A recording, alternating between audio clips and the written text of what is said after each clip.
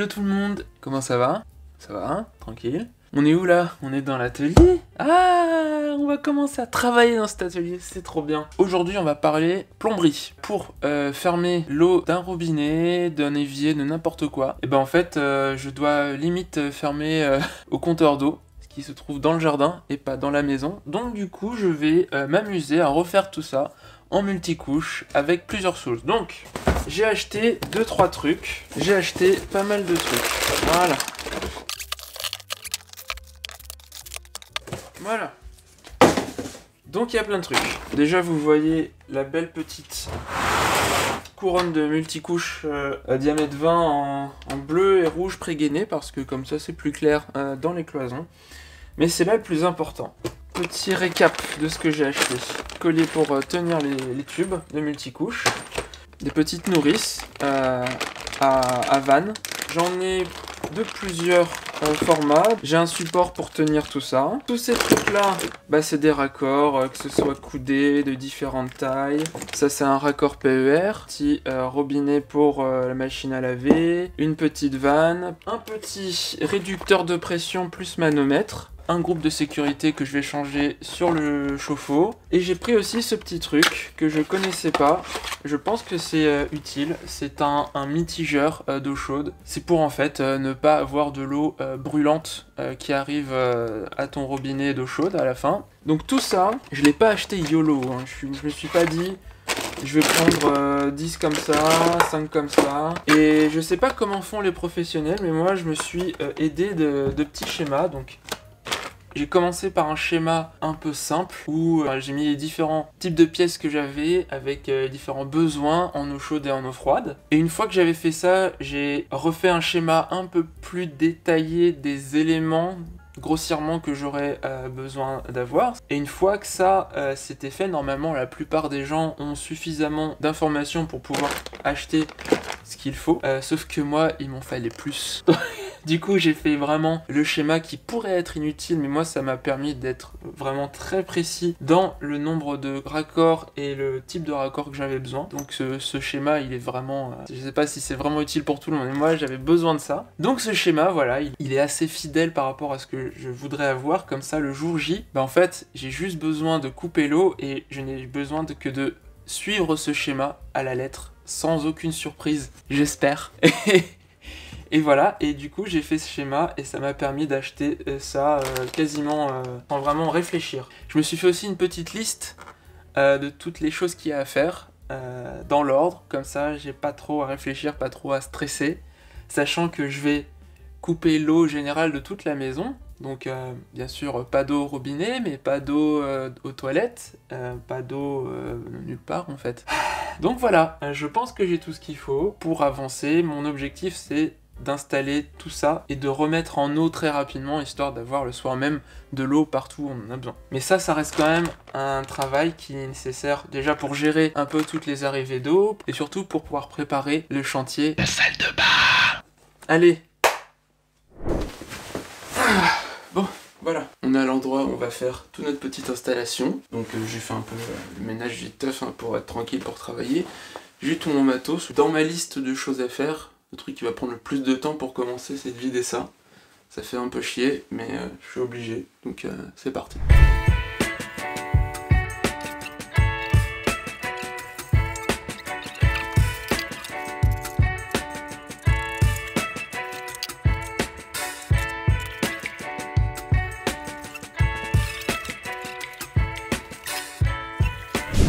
En attendant que le ballon vide, j'ai refait un petit placement de tous mes éléments. Je pense que c'est bon. Donc là, bah, je vais commencer tout doucement à démonter les petites choses que je peux démonter, car ceci est le circuit actuel d'eau de la maison. Donc c'est quand même un peu petit, donc on va remplacer ça par du vin. Il y aura un peu plus de jus. Et donc là, du coup, je vais devoir couper quelque part par là. Il va forcément y avoir de l'eau qui va gicler. Bon, ça continue encore de couler. Donc là, j'ai déjà commencé à retirer quelques trucs, des petites attaches tubes. Là j'ai déjà remplacé le petit robinet pour la machine à laver. Et voilà, il y a quelques tubes qui sont déjà connectés, mais on attend que ce soit fini de couler. En attendant, on va se diriger vers le compteur général. Donc ça fait longtemps que je vous ai pas emmené dans le jardin, en plus il fait beau. Il a un peu changé et honnêtement, j'ai pas vraiment pris le temps de filmer, même s'il y a eu de très gros changements. Donc là en fait il a un peu pris cher le jardin. J'ai un peu déboisé, dont un arbre au fond que j'ai coupé parce que il touchait un peu la ligne de la fibre et honnêtement, entre l'arbre et la fibre, on a choisi. Donc je vais devoir descendre là. Ouais, ça se voit pas très bien, je sais. Hop. Alors c'est censé être en dessous là.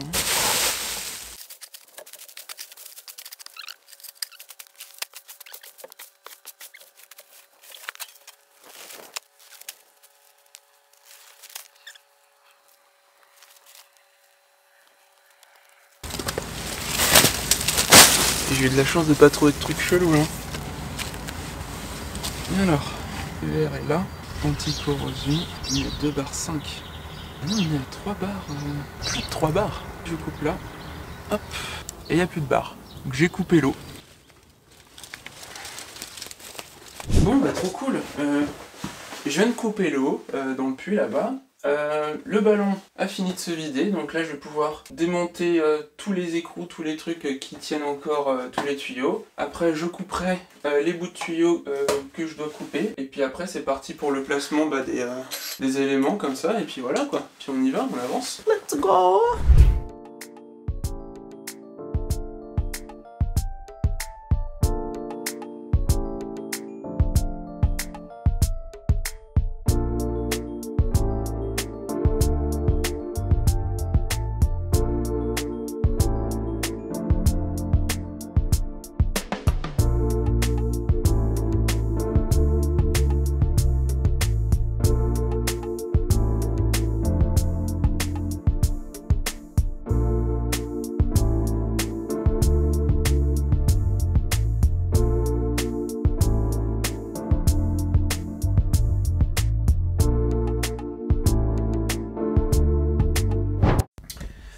Off caméra, je viens de casser un peu du mur qu'il y avait juste derrière, et en fait je découvre des trucs.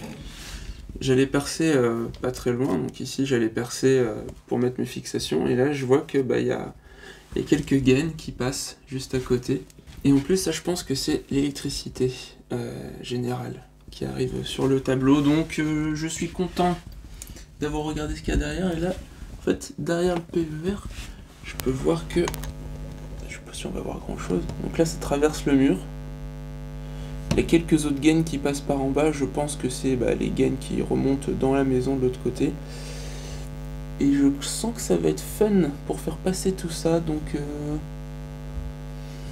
on se laisse quelques surprises pour la suite, bien entendu. On va pas tout se spoiler d'un coup. Donc là, allez, go. Bon, ici, assez simple, hein. J'ai mon kit de sécurité et puis un petit raccord pour la sortie, donc je vous filme pas ça, hein. Non, non. Hop, bah voilà, kit de sécurité remise en place.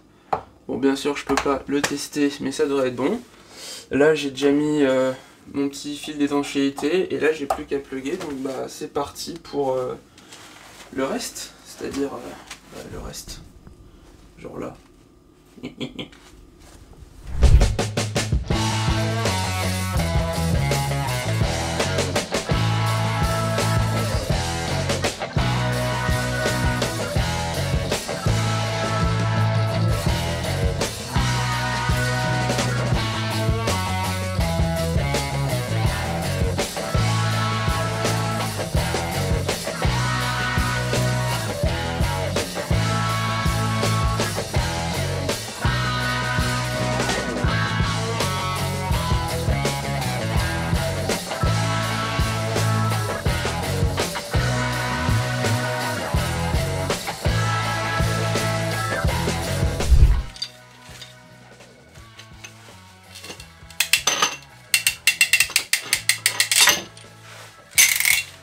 Voilà. Ok, donc on a dit comme ça.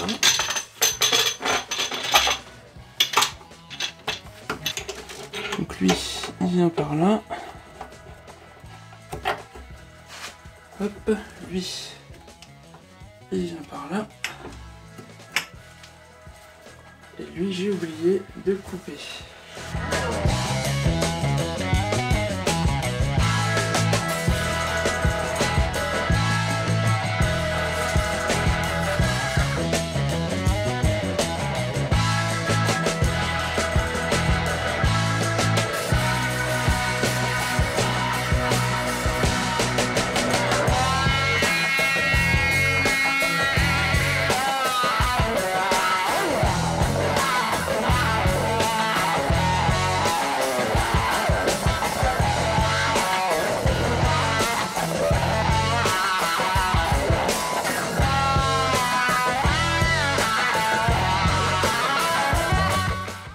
Bon, c'est pas mal là ce truc là. On se croirait sur le fond d'écran de Windows XP, vous savez, avec tous les tuyaux là qui partent dans tous les sens, c'est rigolo. Bon bah voilà, ça c'est fait, ça c'est connecté. Donc du coup, l'eau chaude ressort par ici, rentre là-dedans et ressort par là. Et du coup là, il me faut juste de l'eau froide. Oui, non, le plus bas. Là c'est l'eau chaude. Voilà. Fallait faire une connerie moi. Bon, voilà. Récapitulons ce qu'on a. Notre eau froide arrive ici. Hop, elle parcourt tout cela. Elle passe par le réducteur de pression avec le manomètre. Elle va dans ce collecteur qui va alimenter et le ballon et la nourrice d'eau froide. Donc là, ça part dans le kit de sécurité. Ça chauffe l'eau. L'eau chaude ressort. Elle rentre dans le mitigeur. Elle ressort par là avec l'eau froide qui rentre là, sachant que j'ai pas encore d'eau froide qui rentre ici. Il faut juste que je fasse le dernier truc là, et normalement je suis bon pour remettre de l'eau. Allez.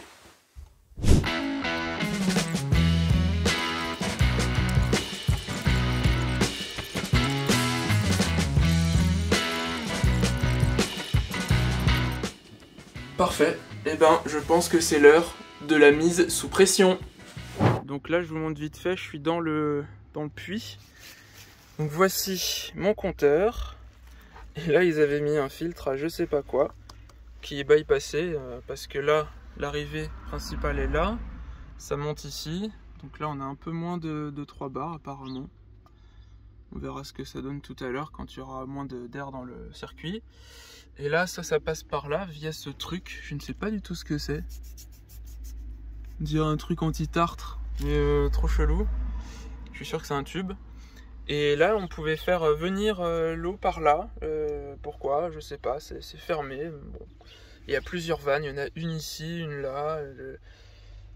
Et ils ont même branché un circuit d'eau pour le robinet ici, là-haut, là. Bon, voilà. Donc, très bien, très bien. C'est parti. On repart de l'autre côté. Apparemment, d'après Christelle, il n'y a pas de suite. C'est ce qu'on va voir. Bon, de retour dans l'installation. Ça a l'air tout à fait correct. Ah, il y a une petite goutte là. Et là, ça gougoute. Alors, on va y aller petit à petit. On va tout fermer déjà. Voilà, là c'est fermé. Bah, je vais commencer par là, hein. C'est parti.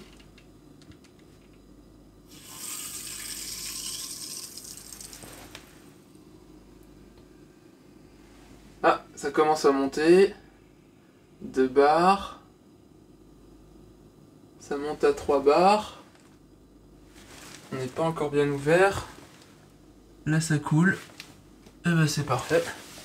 On a déjà notre premier resserrage à faire. Et bah c'est très bien ça. Ah non, c'est pas bien. Non, c'est pas très bien en fait. Bah ça suinte un peu partout là. Est-ce que j'ai juste mal serré? Je pense pas, si. Bon, c'est pas engageant. Je vous rappelle, dès que j'ai tout démonté et que j'ai tout remonté, hein. Bon, là c'est bon. J'ai corrigé toutes les petites fuites. Alors, j'ai pas remis. Je mets le mitigeur à 0. L'eau est ouverte. Alors, je rouvre l'eau.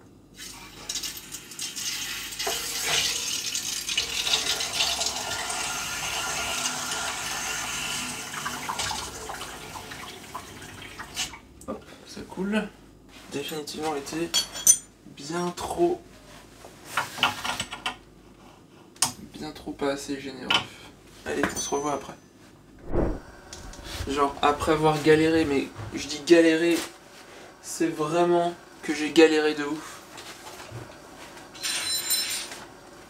Bon, j'avais des petites fuites à droite à gauche. C'est pas grave, c'est facile à corriger. J'en avais une ici, là, qui était vraiment vénère. Je ne comprenais pas, ça pissait.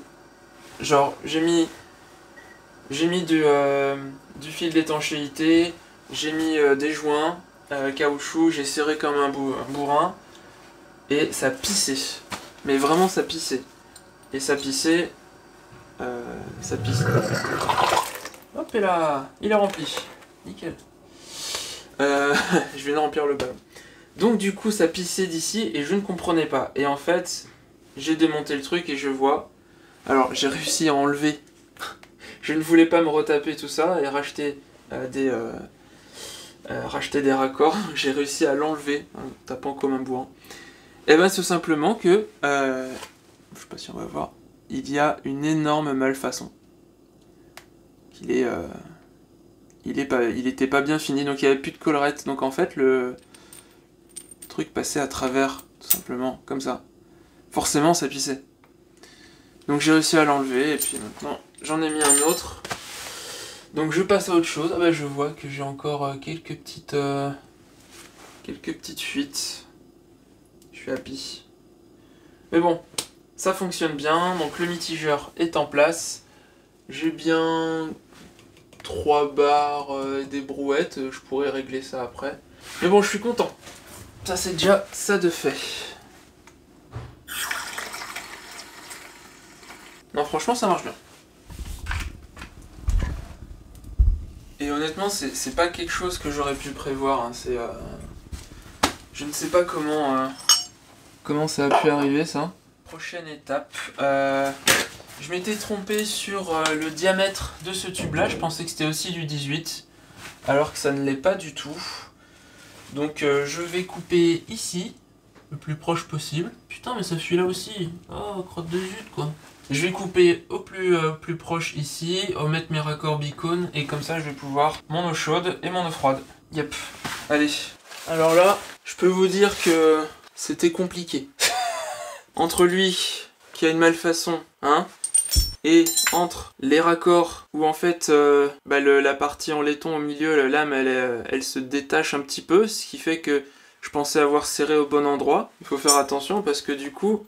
C'est là qu'il faut serrer, donc entre les deux anneaux toriques. Et en fait, là, ce qui se passe, c'est que j'ai serré à ce niveau-là, donc dessus. Donc, je pense que c'était étanche quand même, n'empêche que c'est pas ouf, donc je préfère que ce soit bien fait. Donc voilà, j'ai niqué un raccord. Mais voilà, pour ce soir, c'est en place. Donc là, je vais faire le test de la mise en eau. Donc là, on a eau chaude et là, on a eau froide. Ce qui est bien, c'est que je vois que l'eau chaude coule à travers les raccords. Donc ça, c'est bien. Hein, content. On fera tout ça demain. C'est parti pour l'eau chaude.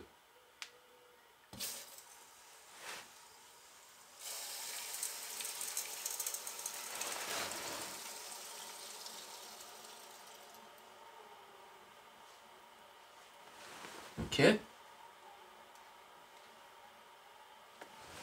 Aucun problème ici. C'est parfait. Aucun problème ici. Très bien. Eau froide. C'est parti.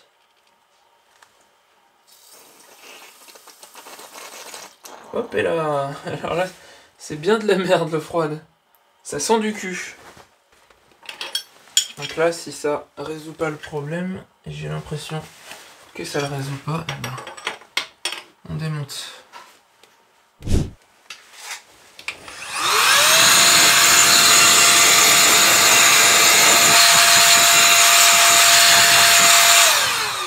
Très pratique. Eh ben parfait. Donc voilà, 30 heures après, quelques fuites, j'ai rétabli le circuit d'eau de la maison, tout en rajoutant un mitigeur et un régulateur de pression. Là on a moins de barres, bizarrement, ça tombe. Ah mais c'est la chasse d'eau qui se remplit, je pense. Yep. Allez, du coup, demain, je reviens en meilleure forme. Je fixe toutes les petites fuites. Je rachète autre chose que cette merde. Ou alors j'en mets plus. Et du coup, je passerai au raccord de la... bon, on verra ça plus tard. Bisous.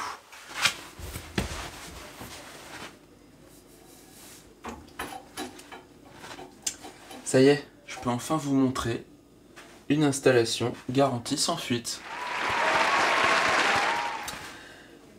Ça a été vraiment complexe, hein. Franchement, je pensais pas à ce point. C'est vrai que c'est un labyrinthe de tuyaux, mais normalement, ça devrait être bon. On verra.